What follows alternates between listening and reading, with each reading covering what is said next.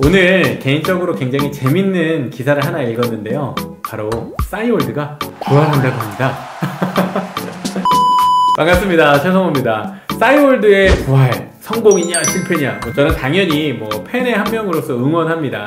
근데 예전에는 제가 싸이월드 부활 소식을 들을 때 막 그렇게 희망적이진 않았는데, 이번에는 좀 뭔가 희망의 씨앗도 있지 않을까, 좀 그런 생각을 하면서 싸이월드를 지켜봤습니다. 먼저 싸이월드의 역사에 대한 얘기를 잠깐 해야 될 것 같아요.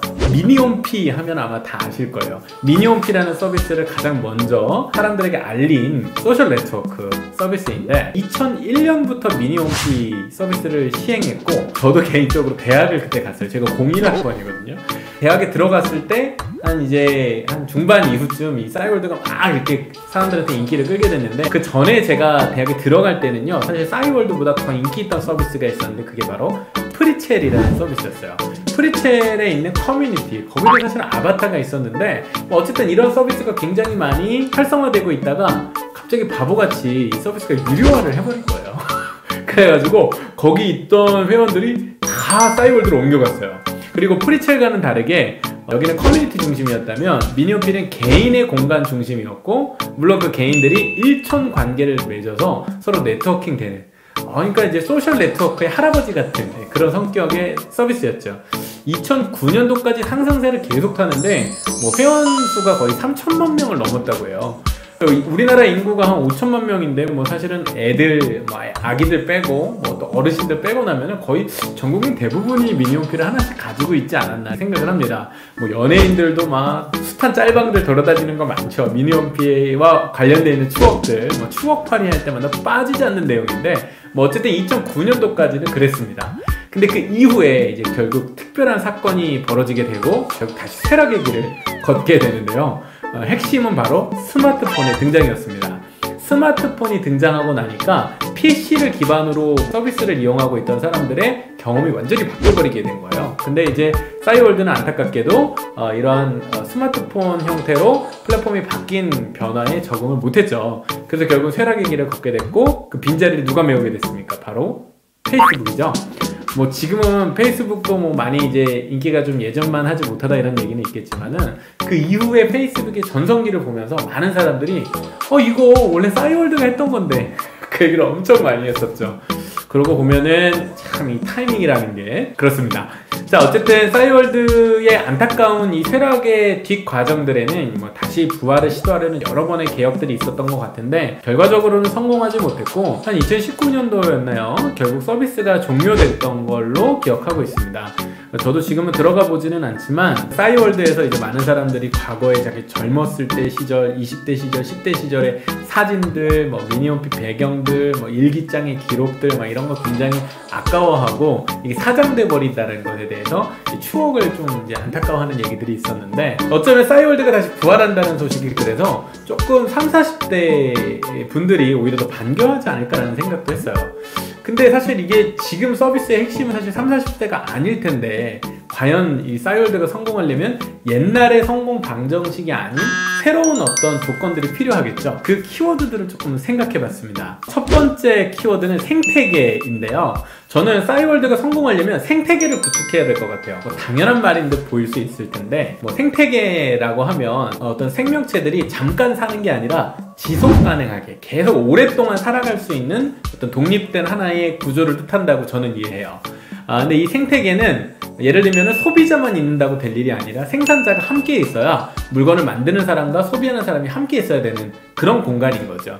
과거에 싸이월드의 좀 후반부에는 무슨 얘기들이 많았냐면, 도토리 판매하는 상점 같다. 미니홈피 음악이라도 BGM 하나 깔려면 또 도토리 사야 되고, 아바타 꾸밀려면, 미니홈피 꾸밀려면 또 도토리 사야 되고, 맨날 도토리만 쓰게 만든다는 거죠. 저는 이 관점을 좀 많이 바꿔야 될 거라고 생각하는데, 이제는 창작자, 생산자들이 뭔가 베네핏을 얻을 수 있는 공간이 돼야 된다고 생각합니다. 유튜브에서 배워야 되겠죠?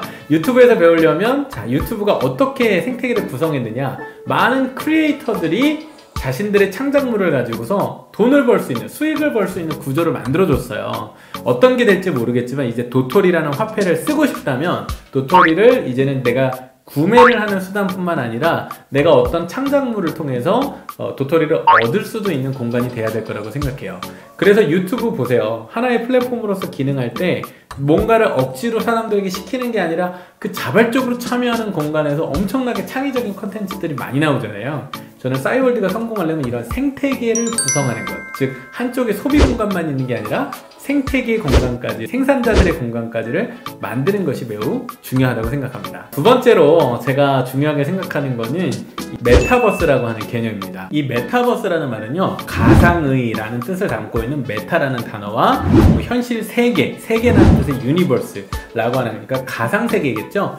흔히 이해하시는 가상공간 서비스하고 연관이 돼 있고, 영화로 친다면은 제가 전에도 한번 스위트홈 영상에서 소개했던 레디 플레이어 원이 보여주는 가상공간 안에서 이루어지는 사람들의 생활 공간, 게임 공간, 이런 걸로 여러분들 이해하시면 될 것 같습니다. 최근에 많이 각광받고 있는데, 사실 이게 먼 미래의 일이 아니라 되게 가까이 있는 미래이기 때문에 저는 이게 꼭 싸이월드 기술하고 좀 접목이 됐으면 좋겠어요. 그래야 아마 성공할 수 있을 것 같거든요. 이 메타버스는 특히 게임과 굉장히 밀접하게 관련이 돼 있는데, 온라인 산업 분야에서 지금 게임 분야가 굉장히 컸죠. 근데 성장하고 있는 것이 단순히 이제 소비 문화로만 존재하는 것이 아니라 수많은 창작자들이나 아니면 되게 다양한 형태로 교육 아니면 쇼핑 다양한 영역으로 이 메타버스가 활용이 되고 있는데, 대표적으로는 이제 로블록스라고 하는 미국에서 만든 메타버스를 이용한 게임입니다. 되게 재밌는 게 로블록스는 그 자체가 게임이에요. 게임 안에 내가 아바타로 참여를 하고 그 안에서 이제 가상공간에 접속을 하면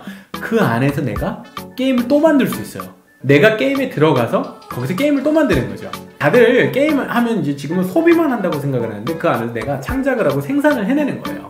이걸 가능케 하는 기술이 바로 메타버스입니다. 그래서 메타버스가 지금 각광을 받고 여러 곳에서 주목을 받고 있는데, 예를 들면 이제 BTS도 이런 가상 공간에서 자신들의 신곡을 발표하기도 하고, 유명한 미국에 있는 가수 트래비스 스캇 같은 경우는 전 세계 사람들을 대상으로 해서 콘서트를 열고 수익이 몇백억이 난대요. 그런 이야기를 들을 때 이것이 이제 앞으로 먼 미래에 이루어질 기술이 아니라 이미 되게 가까이 와 있는 가상현실을 이미 경험하고 그것이 하나의 세계로 구축될 수 있는 기술이 이미 가까이 온 것 같습니다.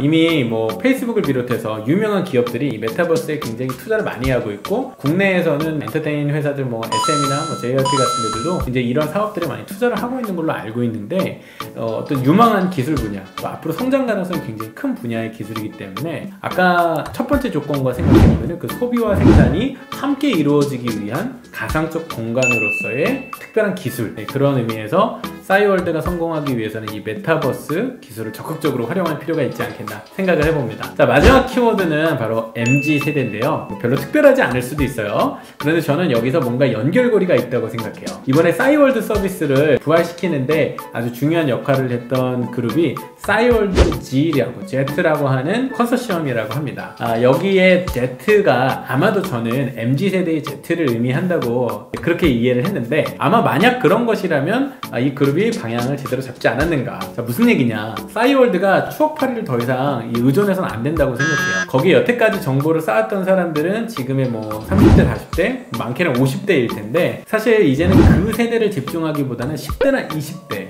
밀레니얼 세대부터 Z세대라고 얘기하는 MZ세대들을 타겟팅할 필요가 있다고 생각합니다. MZ세대의 특징은 이 개인화, 물론 이 개인의 개성을 굉장히 강조하기도 하지만 남들과 색다른 자신을 표현하는 것에 굉장히 집중해 있는 이라고 하는 특징을 하나 더 가지고 있죠. MZ세대에 초점을 맞춘다면 싸이월드 공간은 과거에 누군가와 연결돼 있고 그 사람들과 사소한 관심을 주고받는 서비스였다면, 이제는 나의 특별함을 조금 표현할 수 있는 기술이 접목된 어떤 그런 특별한 공간이, 다른 사람들이 생각하지 않았던 것들을 내가 시도하고 보여줄 수 있는 공간이 돼야 되지 않겠나. 그게 MZ세대의 특성에 맞거든요. 되게 실험적일 수도 있고요. 또 누군가 거기서는 스타가 등장할 수도 있을 텐데, 그런 의미에서 MZ세대들이 굉장히 재밌게 놀 수 있는 공간이 돼야 될 것 같아요. 와 관련해서 또 이미 진행되고 있는 MZ세대들을 아주 겨냥한 서비스가 있는데, 그게 바로 네이버에서 만든 이 제페토 서비스입니다. 아바타들이 거주하는 가상공간 서비스인데요. 이 제페토 서비스는 스노우 그 사진 찍는 앱 아시죠? 그 기술에서부터 이제 좀 발전해서 이제 아예 가상 공간에서 아바타를 가지고서 활용하는 여러 가지 컨텐츠 산업들의 접목이 되고 있는 커뮤니티인데, 이 제페토의 누적 가입자가 3억 명이 넘었대요. 근데 그 대부분이 10대들로 이루어져 있다고 합니다.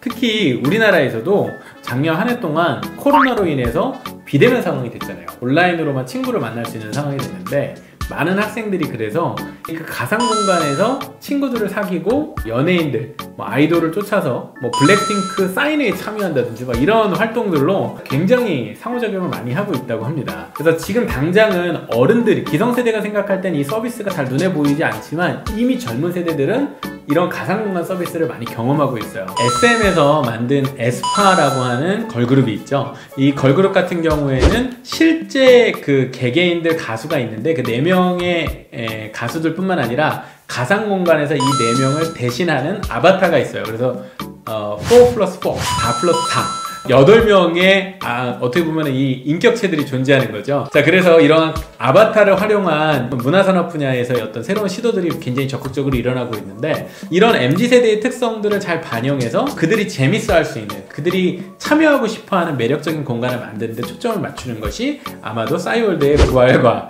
성공을 결정짓는 아주 중요한 요인이 아닐까 생각을 합니다. 싸이월드라는 후광을 입고 새로운 서비스를 런칭한다는 거는 사실 명과 암이 분명한 것 같아요.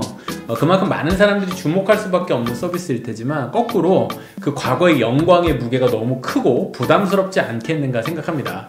아마 뭐 제가 어떤 분들이 개발을 하고 계신지 알 수는 없지만, 저는 좀 약간 응원하고 싶은 것들이 좀 그런 무게로부터 좀 가벼워지셔서 새로운 서비스를 좀 꿈꾸시고, 과거에 있는 습관들에 매여있기보다는 새로운 변화, 새로운 가능성에 주목해서 싸이월드라는 이름은 유지될지 몰라도 이제는 과거와는 전혀 색다른 새로운 서비스를 기획하신다면 정말 진정한 성공의 기회가 좀 다시 찾아오지 않을까 생각을 하고요. 앞으로 어떤 변화의 과정들을 겪을지 저도 유심히 관심을 가지고 지켜보도록 하겠습니다. 자, 그러면 싸이월드의 활약을 기대하며 화이팅! 저는 또 다음에 재미있는 컨텐츠로 우리 사회에서 벌어지고 있는 현상들에 대한 저만의 시각들을 녹여낸 영상들로 찾아뵙도록 하겠습니다. 감사합니다.